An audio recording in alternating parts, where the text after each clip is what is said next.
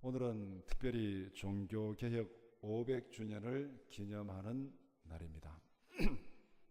10월 마지막 주일이 종교개혁 기념주일인데 오늘은 특별히 올해는 500주년, 종교개혁 500주년 그래서 교회마다 행사도 많이 하고 또 종교개혁 성지순례 가는 분들도 많이 있고 그래서 굉장히 곳곳에서 500주년이라고 많이 얘기를 합니다. 오늘이 500주년 기념주일입니다. 우리 한번 따라하겠습니다. 내가 변하면 세상이 변한다. 우리 옆에 있는 분들 악수하면서 인사하겠습니다. 다시 우리가 세상을 변화시킵시다. 이게 종교개혁이 일어났던 전체 흐름입니다. 내가 변하면 세상이 변한다. 그 변화된 사람들이 모여서 우리가 세상을 변화시킵시다. 그래서 일어난 것이 종교개혁이에요. 종교개혁은 특별히 1517년 10월 31일 루터가 교황을 비판하면서 95개조 반박문을 게시한 날, 그날을 기념해서 우리가 종교개혁일로 기념합니다. 그러고 보니까 1517년 10월 31일, 오늘 2017년이니까 이제 500년이 되는 해가 올해입니다. 오늘 함께 읽은 로마서 1장 17절은 루터가 회심을 경험한 중요한 구절로 유명합니다.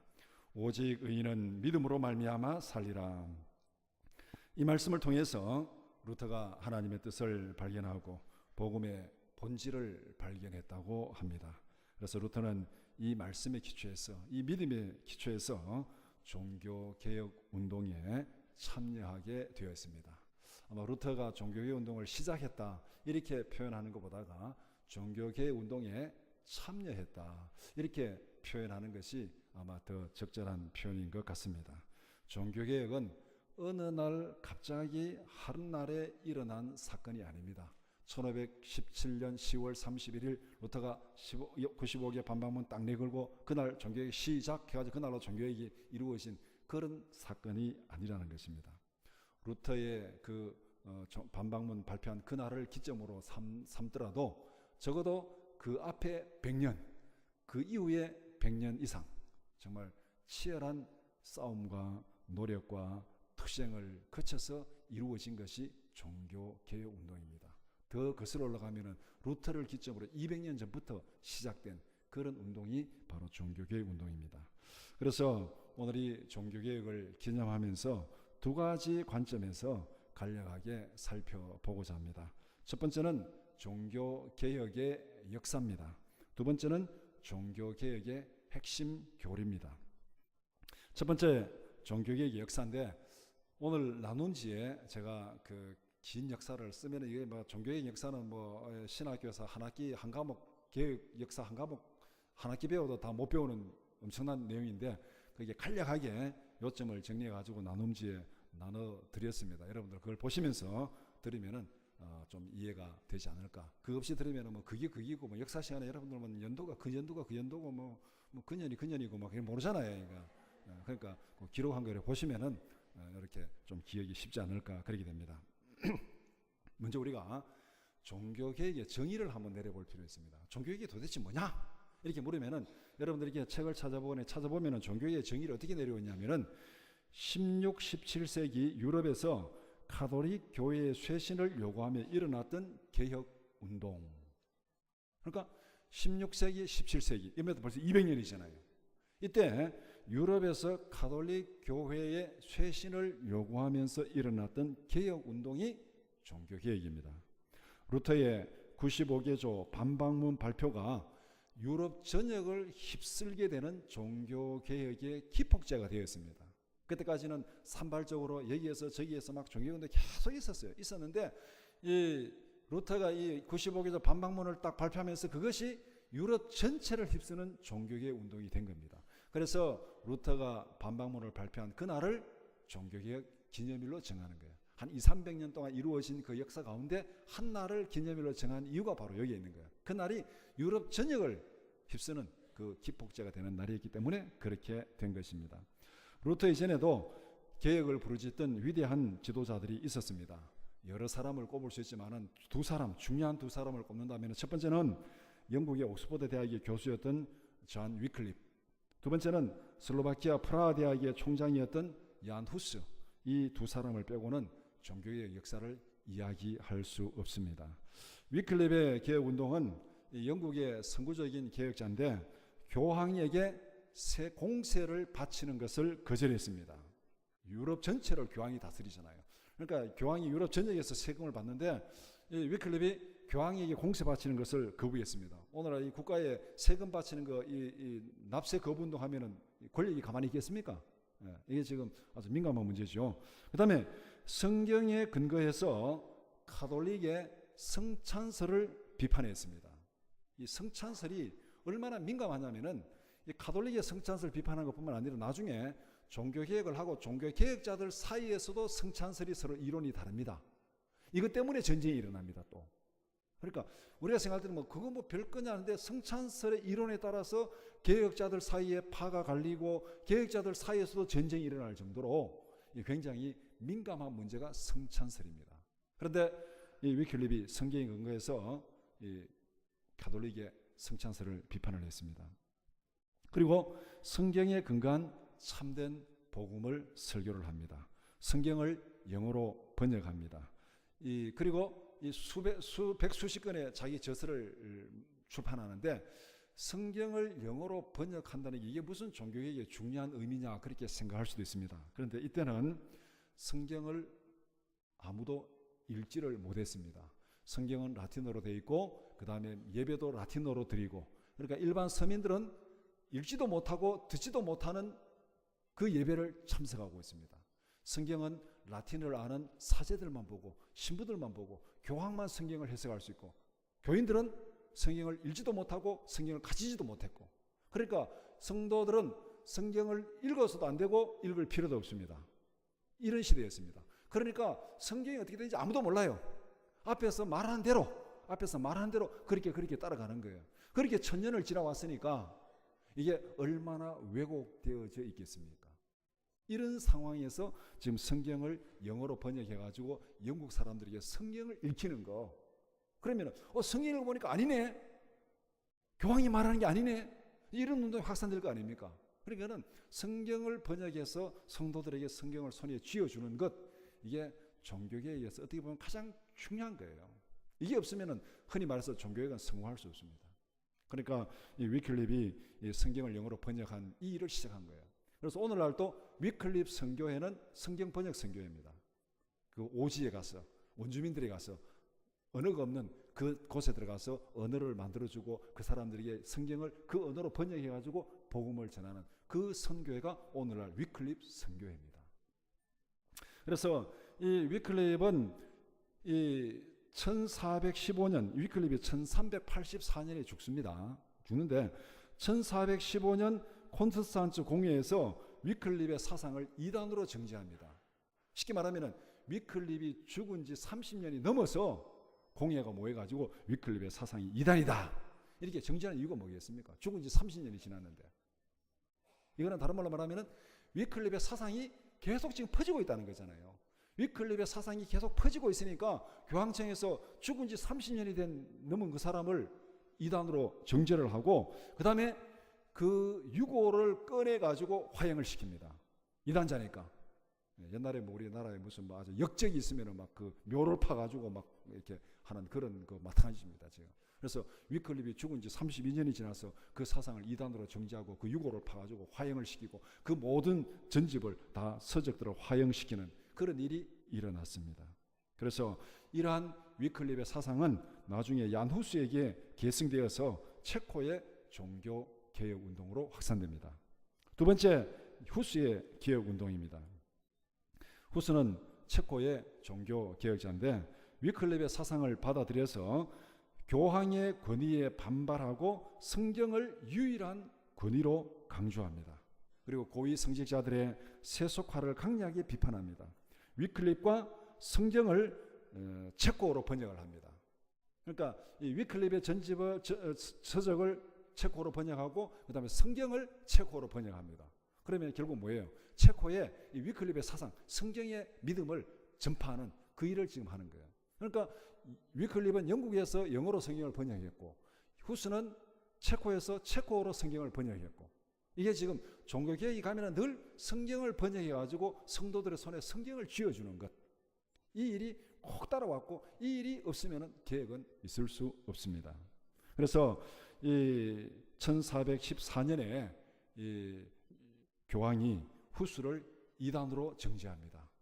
이단으로 정죄하고 그 다음에 자기 그 후스의 주장을 포기할 것을 요구하는데 후스는 포기하지 않습니다. 그래서 1414년 콘스탄츠 공의에서 후스를 소환합니다.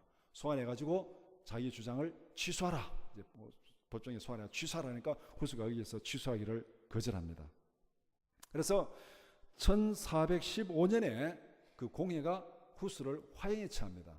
여러분들 가지고 있는 그 나눔지에 1515년 되어 있는데 일부에 마치 어떤 분이 자세히 읽어가지고 1415년, 1415년인데 그렇게 자세히 공부하신 분이 있어서 정말 감사합니다. 1415년입니다. 1415년에 후스가 그 공회에서 화형을 당합니다. 그런데 그 화형당하는 내용을 보면은 공회가 후스를 소환하니까 후스 주위에 많은 사람들이 가지 마라. 가면 죽는다. 가면 죽는 걸 알았어요. 그래서 가지 말라고 한 거예요. 그럼 안 간다 그랬습니다. 안 간다 그러니까 그럼 오라. 안전을 보장해 주겠다. 안전을 보장해 줄까 와서 정식으로 우리가 재판 받아라. 그래서 황제가 후스에게 그 안전 통행증을 발급해 줍니다. 황제가 증명서를 발견해서 그 공회에서 갔다가 오는 그 모든 기간에 안전을 책임지겠다. 그렇게 하고 황제가 통행증을 발급하고 후스는 그 통행증을 받아들고 공회에 갑니다. 공회에 가가지고 이제 모든 이 주장을 취소하라 하니까 나는 취소할 수 없다. 그러니까 열받아가지고 거기서 후스를 1415년에 화형을 시킵니다. 그러니까 그 후스의 화형을 보고 그 후스를 지지하는 많은 사람들이 이럴 수는 없다. 황제의 안전 통행증을 가지고 왔는데 그래서 화형을 시키다니. 그래가지고 후스 지지자들이 일어나가지고 전쟁을 일으킵니다. 이게 후스 전쟁입니다. 이게 종교 전쟁이에요. 15년 동안 체코의 종교개혁을 이루고 가는 전쟁. 그래서 지금도 체코에 가면은 그 후스의 그 지지자들이 전쟁을 했던 그 한 도시가 지하 도시가 있습니다. 카타콤 같은 그런 지하 도시가 하나 거기 있고 도시를 하나 지하로 만들어 가지고 거기서 전쟁을 하는 거예요. 15년 동안. 그래서 그들은 나름대로 자기들의 종교적 자유를 쟁취하는 그런 결과를 거두었습니다. 그래서 제가 이 개혁의 선구자들을 이렇게 얘기한 이유는 루터가 종교개혁을 시작하기 정확하게 102년 전에 후스가 종교개혁을 하다가 화형을 당했습니다. 위클립의 유해도 저서도 그의 화형을 당했습니다. 그러니까 이 종교개혁이 루터 이전에도 오래전부터 시작이 됐고 그냥 이게 미미하게 지난 것이 아니고 죽음을 당하고 화형을 당하고 순교를 당하고 그럼에도 불구하고 계속 불길처럼 번져나간 것이 이 종교개혁의 운동이었습니다. 그 다음에 루터의 종교개혁입니다. 95개조 반박문을 발표한 1517년 10월 31일이 공식적인 종교개혁의 기념일이 되었는데 1513년에 레오 10세가 교황에 이제 오르게 됩니다. 근데 이 교황이 사치가 굉장히 심했다고 합니다. 그래서 막 돈을 많이 쓰고 막 허세를 부리고 해가지고 이 교황청의 재정을 완전히 고갈을 시켜버렸대요. 고갈을 시키고 그 다음에 그때는 이 지역마다 이 사제들이 있고 이제 지역마다 이렇게 하는데 지역마다 뭐 예를 들면 뭐 독일이면 독일, 뭐 프랑스면 프랑스, 체코면 체코 그 지역마다 대표 성당이 있습니다. 대표 성당의 그 위세가 얼마나 웅장하고 화려냐에 따라서 그 지역의 사제의 권위를 대변하는데 이 교황 레오 10세가 이렇게 다녀보니까 이 로마에 있는 성당보다 더 화려하고 웅장한 성당들이 지역에 있는 거예요. 그러니까 이 교황이 야, 교황의 권위가 이게 말이 아니다. 로마에는 다른 어떤 성당보다 더 크고 위대한 성당을 지어야 된다. 그렇게 생각하고 이제 성 베드로 성당을 짓기 시작하는 거예요. 또 돈이 없잖아요. 자기가 사치가 심해서 재정을 다 고갈시켜버리고 돈은 없고 자기 권위를 내세우기 위해서는 세계에서 제일 가는 웅장하고 화려한 성당을 지어야 되는데 돈은 없고 그래서 생각해낸 방법이 우리가 잘 아는 대로 면죄부를 판매하는 것입니다. 면죄부를 판매하는 것. 면죄부를 사면은 면죄부를 사는 순간에 당신 조상들의 영혼이 연옥에 있다가 천국으로 간다. 이렇게 아주 이제 돈으로 면죄부를 사면은 죽었던 조상들이 천국 간다. 이렇게 아주 이제 막 면죄부를 막 파는 거예요. 결국 뭡니까? 돈으로 천국 간다는 거. 돈으로 천국 간다는 거. 이렇게 해서 이제 면죄부를 판매하니까 루터는 교황청의 타락과 면죄부 판매를 비판한 95개조 반박문을 발표하게 됩니다. 이것이 바로 우리가 흔히 말하는 95개조 반박문이에요. 95개조 반박문이 종교개혁의 기폭제가 되리라고는 아무도 예상하지 못했습니다. 루터도 전혀 예상하지 못했어요. 자기가 이 95개조 반박문을 내세우면서 내가 정말 안 되겠다, 이 유럽의 이 종교를 개혁해야 되겠다, 이렇게 해서 시작한 게 아닙니다. 루터는 독일의 비텐베르그 대학의 교수였습니다. 거기서 신학을 가르치고 있었어요. 비텐베르그는 독일에서도 시골 동네고, 교황이 볼 때는 유럽 전체를 보면은 이건 정말 변방, 그 교황이 로마에서 유럽 전역을 다스리는 시대니까 그 중에 독일, 그 다음에 독일에서도 변방, 비텐베르그, 그거는 뭐 교황이 볼 때는 쉽게 말하면 좀 오늘 우리를 얘기하면 뭐 저 청송산골짜기, 청송의 고향이면 죄송합니다. 우리가 청송산골짜기 정도밖에 안 되는 그런 곳이 비텐베르그예요. 그 대학의 교수가 이 95개조 반박문을 발표를 했는데, 루터가 그렇게 발표한 것은 내가 유럽을 개혁하겠다 그런 의도가 전혀 없고, 교황이 면죄부를 판매하는데 학생들에게 내일 수업 시간에 한번 토론해보자, 내일 수업 시간에 토론해보자 해서 95개조 항목을 써가지고 대학교의 문에다 붙인 거예요. 대학교의 문에다 붙였습니다. 그러니까 종교개혁을 시작하자는 의도가 아니고 신학생들과 같이 한번 토론해보자, 그런 취지에서 이제 교회 문에다 붙였는데, 그날 저녁에 어떤 임시업자가 그것을 보고 그걸 떼가지고 갑니다. 이게 이제 이 기록에 기록된, 흔히 말하는 야사에 기록된 내용인데, 임시업자가 그걸 떼가지고 가가지고 밤새도록 자기 집에서 인쇄기를 돌립니다. 밤새도록 돌려가지고는 그걸 막 확 퍼뜨려 버립니다. 이게 아무도 예상하지 못한 거죠. 개혁은 이렇게 시작하는 거야. 하나님의 일은 이렇게 시작되는 거야. 자기도 루터도 계획하지 못한 것이고 아무도 예상하지 못했는데, 그걸 보고 한 임시업자가 떼가지고 가가지고 밤새도록 인쇄기를 돌려가지고는 그 다음날 막 퍼뜨리니까 이게 한 달 안에 유럽 전체에 다 퍼지게 된 겁니다. 오늘 같으면 뭐 카톡이 있고 뭐 SNS 있고 뭐 하면 금방 퍼지겠지만, 그때는 뭐 말 타고 다니는 시대잖아요. 유럽 전체에 퍼지기가 쉽지 않은데, 그렇게 해서 유럽 전역에 다 퍼져버렸어요. 그래서 이것이 바로 전 유럽을 휩쓸게 됐는데, 그때까지만 해도 교황은 이걸 무시했습니다. 시골 대학의 촌뜨기 교수가 뭐를 했다는데 그게 뭐 대수가 되겠느냐, 필요 없다, 놔둬라, 그거는 전혀 뭐 문제도 되지 않는다. 그래서 교황이 무시한 겁니다. 그게 확산되도록. 근데 이제 이 루터가 이 95조 반박문을 발표하고 그것이 막 전 유럽에 확산되면서부터 이제 상황이 어떻게 달라졌냐면은, 성경에 근거한 믿음의 자유를 지키려는 사람들과 교황을 중심으로 한 기존 권력을 지키려는 사람들 사이에 싸움으로 번지게 됩니다. 이게 이제 종교개혁이 어떻게 보면 전쟁의 역사가 되는 얘기 있습니다. 성경에 근거한 믿음을 찾으려, 믿음의 자유를 지키려는 사람, 그 다음에 교황을 중심으로 한 권력을 지키는 사람, 이 둘로 지금 유럽 전체가 지금 딱 갈라지는 거예요. 갈라져가지고 둘이 싸움을 시작합니다. 그러니까 황제와 교황이 루터를 탄압합니다. 루터는 자신의 주장을 굽히지 않습니다. 그래서 교황청에 불만이 있던 이 독일의 제후하고 농민들이 루터를 적극 지지를 합니다. 그래서 이 1517년에 루터가 95개조 반박문을 발표를 했고, 한 달 안에 유럽 전역을 휩쓸었는데, 그때까지 교황청이 무시를 했어요. 아이고 뭐 시골 촌놈이 하는데 그 뭐 별거 있냐 이랬는데, 공식적으로 교황청에서 이제 루터의 그 행동을 억압해야 되겠다 하고 나타난 게 1519년입니다. 2년 뒤에 루터를 불러서 이제 그 대표적인 가톨릭 신학자 에크와 토론을 합니다. 논쟁을 합니다. 거기서도 루터는 자기 주장을 굽히지 않습니다. 이제 교황청에서 보낸 이제 대표적인 회의에서 이제 신학 논쟁을 해가지고 루터는 자기 주장을 굽히지 않으니까 1521년 4월달, 그러니까 루터가 95개조 반박문을 발표한 4년 뒤입니다. 1521년 4월달에 보름스 제국 회의에 루터가 출두를 하게 됩니다. 거기에 소환을 받게 되는 거죠. 거기서 루터가 파문을 당합니다. 그 회의에서 지금 너가 주장하는 이 모든 것을 취소해라. 그러면은 살려주겠다. 근데 루터가 취소할 수 없다. 그러니까 파문을 합니다. 여기서 이 파문을 당한다는 게 어떤 의미가 있냐면은, 오늘 우리가 말하는 뭐 목사 면직, 목사 제명 이 정도 수준이 아닙니다. 파문을 딱 당하면은, 쉽게 말하면은 이 시간 이후로는 누구든지 이 사람을 죽여도 죄가 없다, 이렇게 말하는 것과 똑같은 거예요.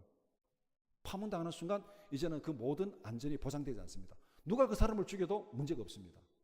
그러니까 루터가 그 역사를 보면은 그게 파문당할 때 그 이제 보름스 제국회의의 그 여러 가지 상황들을 막 설명하는 역사책을 보면은 루터도 막 굉장히 긴장을 하고 막 고민을 하다가 막 굉장히 고민을 하면서 결국은 취소하지 않겠습니다. 결국은 자기가 죽는 걸 압니다. 이거 취소하지 않으면 자기가 죽는 걸 알아요. 뭐 화형에 처하든지 가다가 죽든지 죽는 걸 알기 때문에 굉장히 고민과 갈등을 하면서 마지막에 한마디 딱 합니다. 취소하지 않겠습니다. 그래서 이제 그 순간부터 루터는 이제 생명을 담보할 수 없습니다. 돌아가는 길에 누가 루터를 죽여도 방법이 없어요. 그런데 이제 저녁에 루터가 돌아가는데 루터가 보쌈을 당합니다. 누군가 루터를 덮어 씌워가지고 데려가 버립니다. 루터도 지금 자기가 누구에게 보쌈을 당하는지 어디로 끌려가는지 자기도 몰라요. 밤중에 그냥 뒤집어 씌워가지고 잡아가 버리니까. 그때부터 루터는 세상에서 없어집니다. 루터가 어디 갔는지 아무도 몰라요. 한밤중에 보쌈해가지고 어디로 데려가 버리니까 그때부터는 세상에서 루터가 없어진 거예요. 그래서 루터가 보쌈 당해 가는데 그 독일의 선제후 프레드리히가 루터를 보쌈해가지고 자기의 성인 바르트부르크 성에 은둔을 시킵니다. 거기서 한 10개월 동안 루터가 은둔해 있는데 거기서 루터는 얼굴을 내놓고 생활하지 않습니다. 가면을 쓰고 생활합니다. 가면을 쓰고 이름도 바꾸어서 생활합니다. 그 성에 있는 사람도 한 두세 사람 빼고는 그 사람이 루터인지를 몰라요. 가면을 쓰고 이름도 바꾸고 그렇게 거기서 생활합니다. 세상 사람들은 깡그리 모르는 거예요. 루터가 어디로 갔는지. 회의 끝나고 루터가 집에 돌아가기는 돌아갔는데 그 다음에 흔적이 없는 거예요. 거기에 10개월 동안 있으면서 루터가 신약 성경을 독일어로 번역을 합니다. 그래서 1522년에 독일어판 성경이 출판이 됩니다. 이래서 이 독일의 종교익이 굉장히 이제 성경을 통해서 확산되는 그런 일이 벌어집니다. 제가 이 역사를 간단히 얘기한 것은 성도들에게 성경을 돌려주는 것이 개혁의 핵심입니다. 성경을 돌려주는 것. 성경을 읽지도 못하게 하고 읽을 필요도 없고 그런 성도들에게 천년 동안 그런 역사가 진행했는데 그들에게 성경을 돌려주는 것이 종교개혁의 핵심이라는 것. 영국의 위클립이 그랬고 체코의 흡수가 그랬고 독일의 루터가 그랬고 프랑스에도 예외가 아니고 다 예외가 아니고 오늘날도 마찬가지입니다. 성경을 번역해서 들려주는 것. 복음으로 돌아가자. 이것이 종교개혁의 정신인데 이 말은 다른 말로 하면 성경으로 돌아가자는 것입니다. 루터 이후에 이제 나타난 종교개혁자들이 많이 있는데 그 중에 대표적인 종교개혁자가 존 칼빈입니다. 1522년에 독일어판 성경이 출판이 되었잖아요. 1534년에 프랑스어판 성경이 출판이 됩니다. 이런 분위기에서 캘빈의 종교개혁이 시작이 됩니다. 1534년 10월에 미사 반박문을 발표합니다. 이 일 때문에 프랑스 왕이 캘빈을 박해하고 그로 인해서 신변의 위협을 느낀 캘빈은 스위스로 망명을 갑니다. 프랑스에 있다는 언제 죽을지 모르니까 이제 망명을 갑니다. 망명을 가서 스위스에서 이제 자기 종교개혁 운동을 하는데 이 캘빈이 한 종교개혁 운동 크게 두 가지 중요한 게 있습니다. 1536년에 개혁 신학의 핵심인 기독교 강요를 출간해서 신학적인 체계를 세웁니다. 오늘 우리에게도 신학교에서 아주 중요한 책이 기독교 강요, 캘빈의 기독교 강요가 굉장히 중요한 교과서입니다. 그래서 이미 루터가 시작한 데부터 계속 개혁 운동을 하는데 이 캘빈이 1536년에 이 개혁주의 그 신학의 핵심을 정리해 가지고 프랑스 왕에게 보내는 서문을 붙여서 출판합니다. 그 책에다가 서문을 붙이는 프랑스 왕에게 보내는 편지. 왕이요, 우리가 정말 왕을 무시하는 것이 아니고 이게 정말 우리가 이 새로운 신앙이 핍박을 받을 게 아닙니다. 왕이 성경을 보소서. 성경을 보면 이런 것이기 때문에 우리가 정말 핍박받을 것이 아니니까 왕이 좀 제대로 좀 잘 알고 어떻게 좀 하라고 그렇게 하는 서편지를 붙여가지고 기독교 강요를 출판합니다. 그 다음에 1559년에 제네바에 개혁주의 대학인 제네바 대학을 설립합니다. 그때는 그 스위스는 종교개혁을 허용하기 때문에 유럽에서 종교개혁을 하다가 신변의 안전을 불안을 느끼고 황제의 박해를 받은 많은 사람들이 스위스로 몰려듭니다. 스위스로 몰려들어서 제네바에서 캘빈이 세운 제네바 대학에서 공부를 합니다. 공부를 하고 이 사람들이 각자 자기 고국으로 돌아가서 종교개혁 운동을 하는 거예요. 이렇게 해서 캘빈의 사상이 프랑스, 네덜란드, 스코틀랜드, 영국, 폴란드, 헝가리까지 유럽 전역에 퍼지게 됩니다. 그래서 이 켈빈의 이 사상을 받아서 스코틀랜드에 가서 종교개혁을 한 유명한 사람이 또 잔 낙스라는 유명한 종교개혁자가 있습니다. 여기에 연이어서 우리가 흔히 말하는 청교도 운동도 바로 여기에서 일어나는 일입니다. 그러니까 이 켈빈은 기독교 강요를 출판하고 대학을 세워서 거기서 가르친 그 인재들이 각자 자기 나라로 가지고 개혁 운동을 함으로써 유럽 전역에 이렇게 사상이 퍼지는 그런 일이 되었습니다. 그래서 켈빈이 주장하는 핵심은 교황의 권위는 절대적이 아니다. 신앙과 믿음의 근본은 성경이다. 그리고 모든 직업은 하나님 앞에서 거룩하다. 이게 어떻게 보면은 이 켈빈이 다른 개혁자들이 주장하지 않는 특별한 것이 여기에 있습니다. 지금까지는 직업에 있어서 거룩한 직업이 있고 속된 직업이 있었습니다. 흔히 말해서 사제, 신부 이런 거는 거룩한 직업이고, 그다음에 우리가 뭐 농사 짓고 장사하고 뭐를 만들고 공업 이런 거는 세속 직업이고. 그러니까 거룩과 세속이 구분되어 있으니까 이 세속 직업은 무시하는 거잖아요. 속된 것이니까. 그런데 켈빈은 모든 직업은 하나님 앞에서 거룩한 것이다. 하나님의 부르심이다. 그러니까 지금까지 상업과 공업을 천시했는데 모든 직업은 하나님 앞에 거룩한 것이고 직업이 중요한 것이 아니고 그 직업을 통해서 어떻게 하나님의 뜻을 이루느냐가 중요한 것이다. 이렇게 하니까 이제 이 상공업이 발달하는 겁니다. 사회적으로도 그렇게 될 수밖에 없는 게 이 종교개혁을 압제를 피해 가지고 이 망명 온 사람들이 이 스위스에 제네바에 몰려 있으니까 거기는 뭐 농사진 사람도 아니고 지금 망명 온 사람들이잖아요. 그러니까 그들이 하는 거는 장사하고 공업 만들고 이런 일밖에 할 수 없는 거죠. 그래서 거기서 상공업이 발달하고 그다음에 모든 직업은 하나님 앞에 거룩한 것이다. 이렇게 해서 근대 자본주의 경제 체제가 발전하게 되는 기초를 다졌습니다. 그래서 오늘날 자본주의 경제를 연구하는 경제학자들, 사회학을 연구하는 사람들이 켈빈의 사상을 빼고는 경제학을 얘기할 수 없고 사회학을 얘기할 수 없는 거예요. 켈빈이 신학자인데 종교개혁자인데 어떻게 이 자본주의 체계에 빠질 수 없냐, 이런 연유에서 시작된 거예요. 그래서 모든 직업은 하나님 앞에서 거룩하다. 여기에서부터 시작해가지고 이제 상공업이 발달하고 경제체제가 발달하는 이런 변화를 가지고 왔습니다. 종교의 역사를 간략하게 정리를 하면은 이 중세 1000년 동안 교황이 정권을 이루면서 다스리는 그 시대에 성경으로 돌아가자는 그 운동이 일어난 것이 종교개혁 운동입니다. 그래서 위클리프와 후스와 같은 그런 종교개혁 선구자들이 있었고, 그 다음에 루터와 같은 종교개혁자들, 그 다음 루터 이후에 켈빈과 같은 그런 종교개혁자들이 나타나서 이 종교개혁이 이루어져 가는데, 종교개혁은 적어도 루터 전 100년, 멀리 가면 200년, 위클리까지 하면 200년, 그 다음에 루터 이후에 100년 이상, 그래서 짧게는 200년, 넓게 보면 3, 400년에 걸쳐서 일어난 그런 전쟁과 노력과 투쟁의 결과로 얻어진 것이 종교개혁입니다. 그래서 여러분들에게 나눔지에 후스 전쟁, 위군호 전쟁, 30년 전쟁 이렇게 제가 이렇게 올려놓은 것은 이런 전쟁이 전부 다 이 종교개혁 전쟁입니다.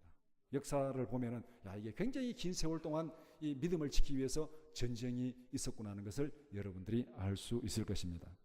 그다음 두 번째, 종교의 핵심 교리.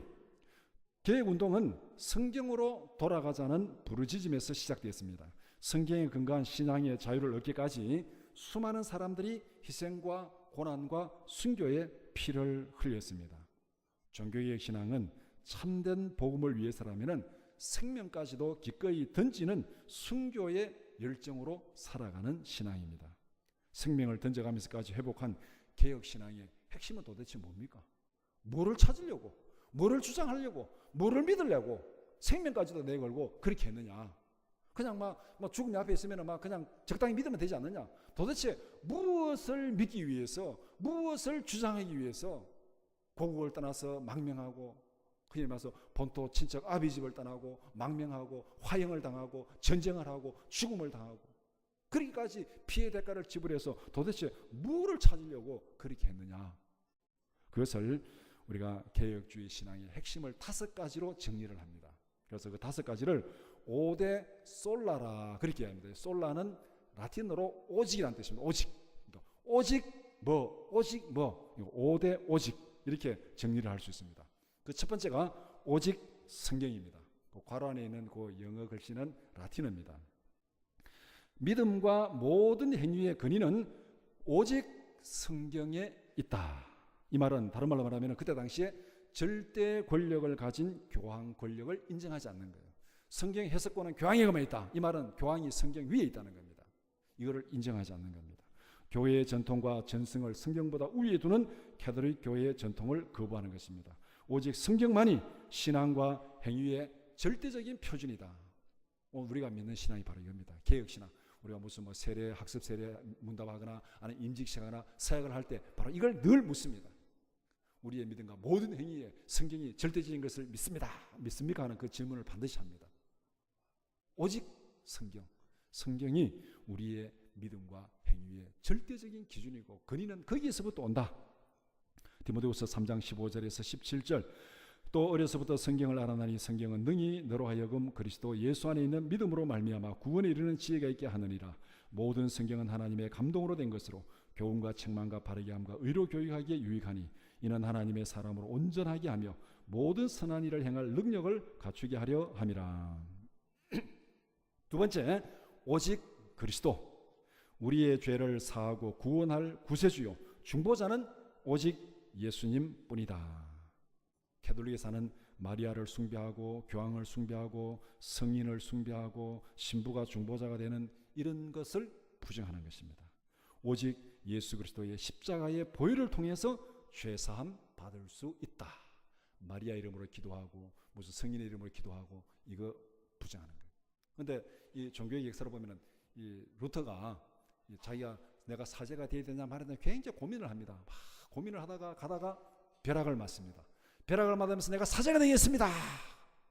그렇게 부르짖는데 그때 성 안나요 이렇게 합니다. 성인 안나 이름으로 기도합니다. 그게 이제 중세 시대에 기도하는데 성인의 이름으로 뭐 이렇게 하는 마리아 이름으로 이게 이제 그 가톨릭의 전통인데 그것을 부정하는 거예요. 교황도 마리아도 성인도 우리의 중보자가 될 수 없다. 우리의 중보자는 오직 예수 그리스도다. 이것이 바로 오직 그리스도라는 뜻입니다.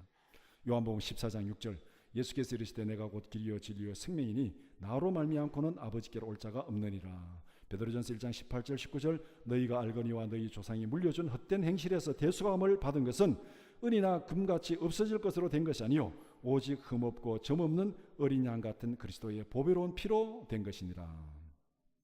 세 번째는 오직 믿음입니다. 오직 믿음으로 의롭게 된다. 가톨릭 교회의 선행 의인론을 부정하는 것입니다. 선행 의인론을 부정하는 것입니다. 이신칭의 믿음으로 의롭게 된다. 면죄부 판매도 여기에 또 해당되는 것이죠. 돈을 주고 면죄부를 사면은 천국 가고 죄사함 받고 이게 지금 오직 믿음으로 죄사함 받고 의롭게 된다.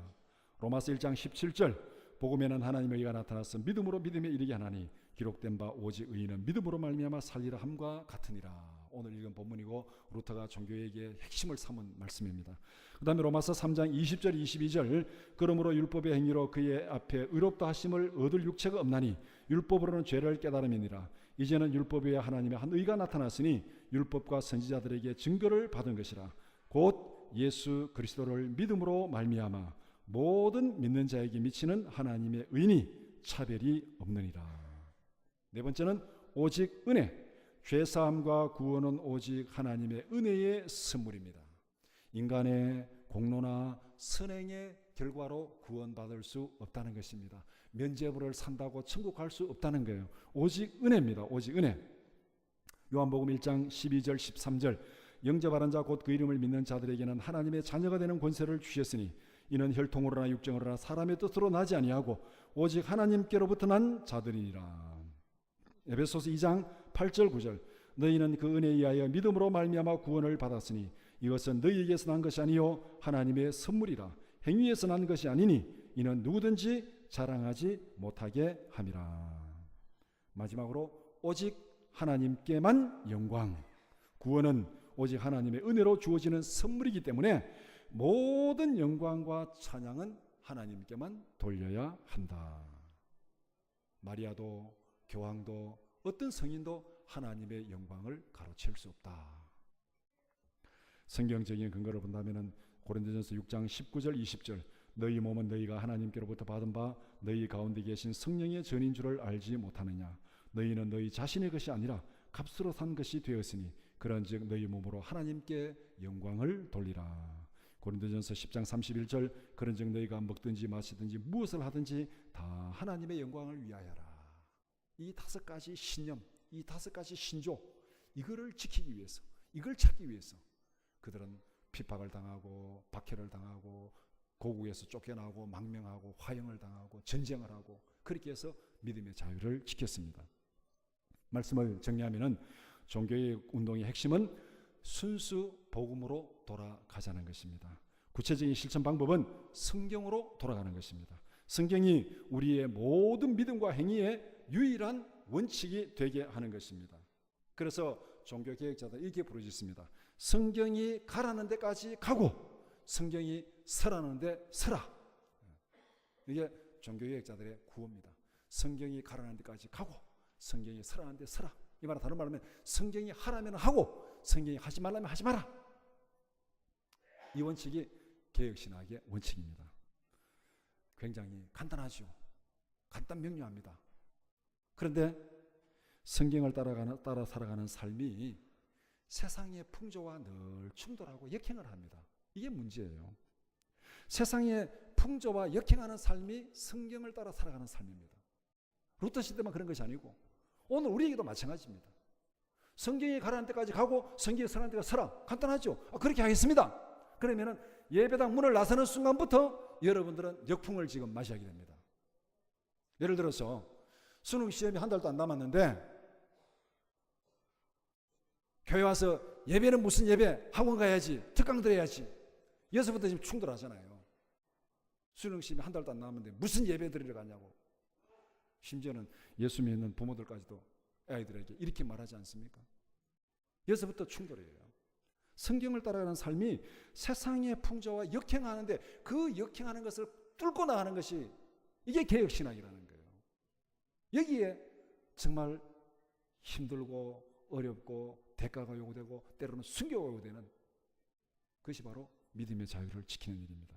세상의 풍조는 죄악에 물든 육체적 본성을 따라 살아가라고 충동질합니다.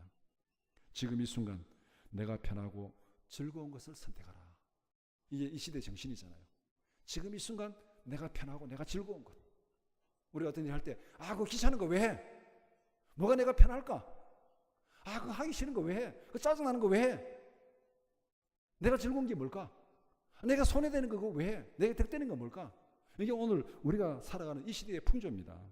그런데 성경은 이것을 거역하면서 믿음을 위해서 진리를 위해서 살아가라고 그렇게 얘기합니다. 세상 풍조는 그 길은 문이 넓고 길이 평탄해서 많은 사람들이 가지만은 결국은 죽음으로 가는 멸망의 길이라고 예수님이 말씀했습니다. 그래서 로마서에서는 이렇게 권면합니다. 로마서 12장 1절 2절 그러므로 형제들아 내가 하나님의 모든 자비하심으로 너희를 권하노니 너희 몸을 하나님이 기뻐하시는 거룩한 산제물로 드리라. 이는 너희가 드릴 영적 예배니라. 너희는 이 세대를 본받지 말고 오직 마음을 새롭게 함으로 변화를 받아 하나님의 선하시고 기뻐하시고 온전한 뜻이 무엇인지 분별하도록 하라. 성경을 따라 살아가는 삶이 세상 풍조에 역행하는 삶이기 때문에 거기에는 때로는 고난과 희생과 박해가 따를 수 있습니다. 개혁자들은 성경을 믿는 믿음으로 살아가기 위해서 죽음을 무릅쓰고 그 믿음을 지켰고 그 믿음을 찾았고 그 믿음을 우리에게 물려주었습니다. 종교의 신앙은 진리를 위해서라면 삶의 터전도 고향도 떠나서 생명도 던지는 순교의 신앙으로 살아가는 것입니다. 종교개혁을 기획하면서 세상 풍조에 너무나 익숙해진 우리 자신을 돌아보기를 바랍니다. 정말 오늘 우리는 성경하고 성경 우리 손에 다 있잖아요. 너무 많아서 탈이죠. 집에 성경이 너무 많아서 처치곤란이잖아요. 옛날에 성경을 못 봤어요. 그래서 번역하다가 죽고 번역하다가 막 화형당하고. 그런데 우리는 성경이 손에 너무 많아요. 그 성경이 이렇게 많은데도 우리는 성경대로 살아가지 못하잖아요.